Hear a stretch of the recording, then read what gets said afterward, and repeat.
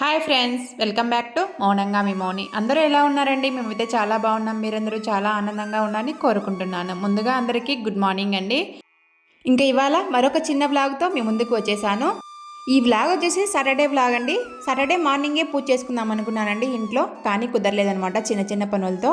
ఆ రోజు ఇంకా మార్నింగ్ అయితే కుదరలేదని చెప్పేసి ఈవినింగ్ అయితే చేసుకున్నాను. ఈవినింగ్ అయితే కొద్దిగా ప్రశాంతంగా మనస్ఫూర్తిగా చేసుకోవచ్చు అని చెప్పేసి ఈవినింగ్ అయితే చేసుకున్నానండి. ఆ రోజు ఇంకా పటాలు అవన్నీ కడిగేది ఉండేది కాబట్టి కొద్దిగా పని ఎక్కువగా ఉంటుంది కదా, మనం పటాలు కడగడానికి అలాగనే దీపాలు అవన్నీ కడగడానికి కొంచెం టైం పడుతుందని చెప్పేసి ఈవినింగ్ అయితే ప్రశాంతంగా చేసుకోవచ్చు అని చెప్పేసి నేను ఈవినింగ్ అయితే చేసేసుకున్నానండి. మార్నింగే మన పనుల హడావిడి తెలిసిందే కదండి. ఇల్లంతా కూడా కసువు ఊడ్చుకుంటూ వచ్చేసి ఇంటి ముందు అయితే కసువు ఊడుస్తూ ఉన్నాను. ఇంటి ముందు కసువు అలాగనే ఇంట్లో కసువు ఊడ్చుకుంటే కొంచెం ప్రశాంతంగా ఉంటుంది ఇల్లంతా కూడా. మాది పల్లెటూరు వాతావరణం కదండి, టౌన్ వాతావరణం కాబట్టి ఇంటి ముందు కొద్దిగా పచ్చని మొక్కలు పెట్టుకుందామని అనుకున్నానండి, కానీ కుదరలేదు. పచ్చని మొక్కలు పెట్టుకోవాలంటే కొద్దిగా మనకు అన్నీ తెలిసి ఉండాలని చెప్పేసి ఎందుకులే ఊరికే అవన్నీ వేసుకోవడం అని చెప్పేసి నేను అసలు ఏమే కానీ మొక్కలు అందుకు పెట్టుకోలేదన్నమాట. ఇంటి ముందు ఓన్లీ ఈ తులసి మొక్క మాత్రం పెట్టేసుకున్నాను. మొక్కలు అయితే ఉన్నాయి కానీ కొంచెం అటు సైడ్ గార్డెన్ మాదిరి ఉన్నాయండి. ఇంటి ముందు అయితే కొద్దిగా గార్డెన్ లాగా లేదనమాట. ఇంట్లో బయట అయితే కసువు ఊడ్చేసానండి. ఇంట్లో బయట కసువు ఊడ్చేసిన తర్వాత ఇల్లంతా కూడా పెట్టేస్తున్నాను.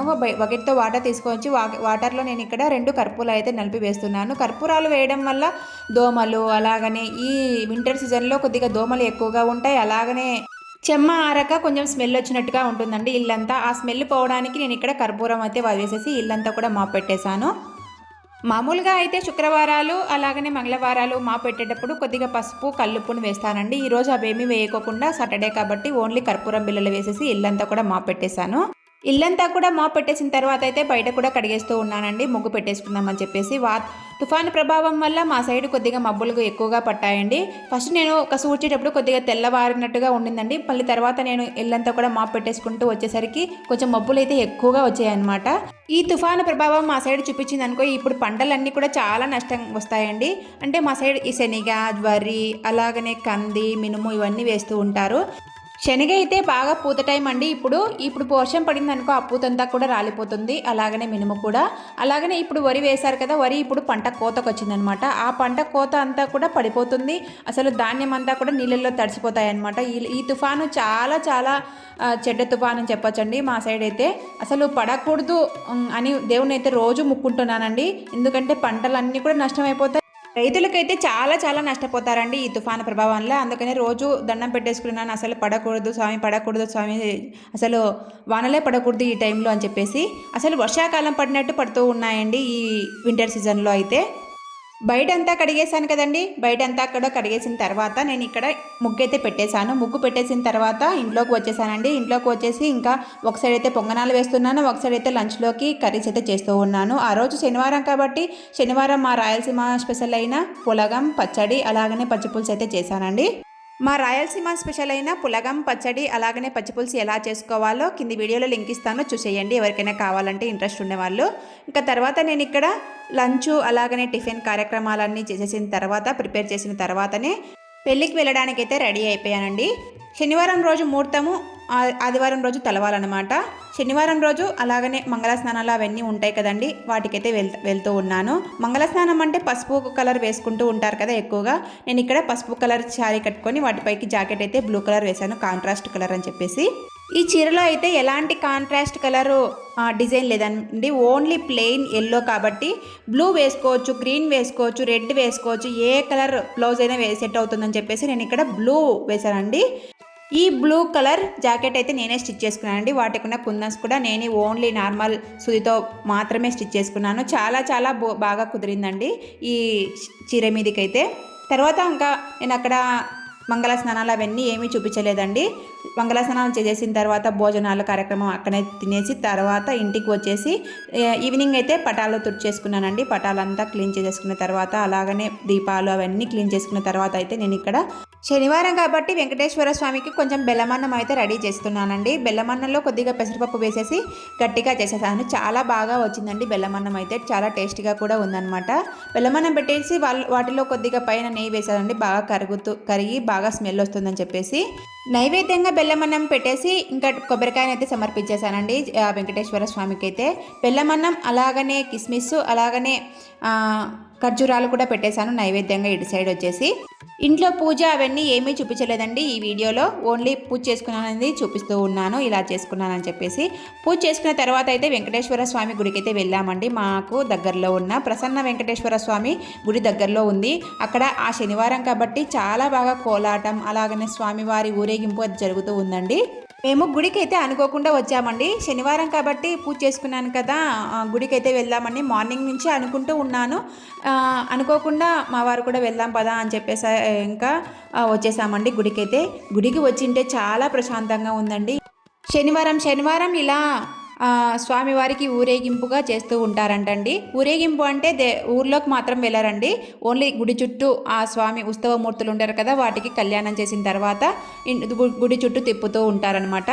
మూలలకు దిక్కులకు వచ్చినప్పుడల్లా ఇలా స్వామివారికి అయితే హారతి ఇస్తూ ఉంటారు. ఊరేగింపు జరుగుతూ ఉంది కాబట్టి చుట్టుపక్కల వాళ్ళకి అందరికీ తెలుసు కాబట్టి చుట్టుపక్కల ఉన్న వాళ్ళందరూ కూడా వచ్చేసారండి. చాలా బాగా పెద్దవాళ్ళు అలాగనే ఆ ఊరేగింపు కూడా గుడి చుట్టూ ఉన్న వాళ్ళే పల్లకిని ఎత్తుకొని తిప్పుతూ ఉన్నారనమాట స్వామి వాళ్ళని. ఈ ఉత్సవమూర్తుల్ని బయట పెట్టి ఉంటారండి. ఈ ఉత్సవమూర్తులకే కళ్యాణం కానీ ఏదైనా పూజలు కానీ చేసేసి ఇలా ఊరేగింపుగా చేస్తూ ఉంటారు గుడి చుట్టూ అయితే. ఒక పండుగలా చేశారండి ఈ ఉత్సవమూర్తుల ఊరేగింపు అయితే శనివారం పూట ఇలా చేస్తూ ఉంటారంట. మేమైతే మాకు దూరం కాబట్టి కొద్దిగా మేము శనివారం రాలేము కాబట్టి అప్పుడప్పుడు వస్తూ ఉంటాము శనివారం పూట. కాకపోతే శనివారం వచ్చిన రోజు కాబట్టి ఫస్ట్ టైం అనమాట ఇలా చూడ్డము, ఉత్సవమూర్తుల్ని ఊరేగింపుగా చూడడం అనమాట. దూరంగా ఉన్నాం కదా, దగ్గరలో ఉన్న వాళ్ళైతే రోజు వస్తూ ఉంటారు, దూరంగా ఉన్న వాళ్ళైతే కొద్దిగా ముఖ్యమైన రోజుల్లో వస్తూ ఉంటారు. ఎందుకో మరి ఆ రోజు దేవుడు రప్పించుకున్నాడో ఏమో తెలియదు, కానీ ఆ రోజు గుడికైతే వెళ్ళాలి అనిపించింది, వచ్చేసామండి. ఇక్కడ శేషవాహనం అలాగనే గరుత్మంతుడి వాహనం ఉంది కదండి, ఆ వాహనాల మీద కూర్చోబెట్టి కూడా స్వామివార్లను ఊరేగిస్తూ ఉంటారంట ఆ ముఖ్యమైన రోజుల్లో. నా డ్రెస్ ఎలా ఉందండి? కొంచెం చైనా డ్రెస్ లాగా ఉంది కదండి. మా వాడైతే ఇంటికి వచ్చిన వెంటనే ఏమన్నాడని ఆ డ్రెస్ చూసి చైనా డ్రెస్ లాగా ఉందమ్మా అని చెప్పేసి అన్నాడండి. ఈ డ్రెస్ వచ్చేసి నేను అమెజాన్లో తీసుకున్నాను. అమెజాన్ సేల్లో నడుస్తుందని చెప్పేసి అప్పుడు ఒక వీడియో పెట్టానండి. ఆ రోజు తీసుకున్న డ్రెస్ అనమాట. ఆ డ్రెస్ ఇప్పుడు వేసుకున్నానండి, ఎల్లో కాబట్టి శనివారం బాగుంటుందని చెప్పేసి. ఉత్సవమూర్తులకైతే ఊరేగింపు మూడు సార్లు అయితే చేస్తూ ఉంటారండి. ఊరేగింపుగా 3 సార్లు తిప్పుతూ ఉంటారనమాట గుడి చుట్టూ. ఇంకా మేము ఆ ఊరేగింపును చూసేసుకొని ఇంటికైతే బయలుదేరామండి. ఇంటికి బయలుదేరేటప్పుడు కొంచెం ఆ ఉత్సవమూర్తుల్ని గుడి చుట్టూ తిప్పేసి ఆ ఉత్సవమూర్తుల్ని మళ్ళీ గుడిలోకే తీసుకెళ్తూ ఉంటారు.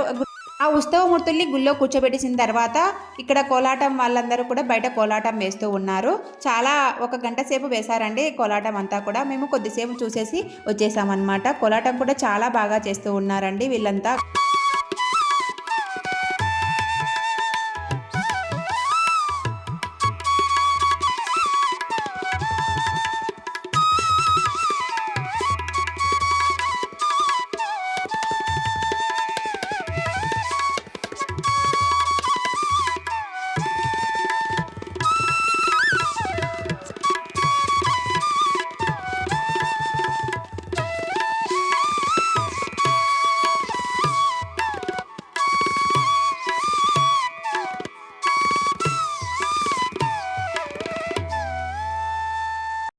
దేవుడి ముందు ఇలా కోలాటం చేయడానికైనా ఒక అదృష్టం ఉండాలి అనుకుంటూ ఉంటానండి నేనైతే. మీరేమనుకుంటారో కింద కామెంట్ సెక్షన్లో కామెంట్ చేయండి. ఎంతైనా దేవుని ముందర ఇలా కోలాటం చేయడం అంటే చాలా చాలా బాగుంటుంది కదండి. ఆ దేవదేవుని దగ్గరనే మనం కోలాటం చేస్తూ ఉన్నాం కదా, కాళ్ళ దగ్గరనే. ఇంకా మేము గుళ్ళో ఊరేగింపు అలాగనే స్వామి దర్శనము, గుళ్ళో దేవునికైతే టెంకాయ సమర్పించేసి ఇంటికైతే బయలుదేరామండి. గుడి ప్రాంగణం అంతా కూడా ఇలా ఉంటుందండి బయట అయితే. ఇంతకుముందు వీడియోలో చూపించానండి. ఇప్పుడు కొద్దిగా చీకటి పడింది కదా, అలాగనే అందుకే అలా కనిపిస్తుందండి మబ్బులుగా. మార్నింగ్ అయితే ఈ గుడి చుట్టూ చాలా ప్రశాంతమైన వాతావరణం ఉంటుందండి. ఆ దేవదేవుడి దర్శనం చేసుకొని ఇంటికైతే బయలుదేరామండి. వీడియో నచ్చితే చిన్న లైక్ ఇచ్చి సబ్స్క్రైబ్ చేసుకొని ఉంటానండి. బాయ్.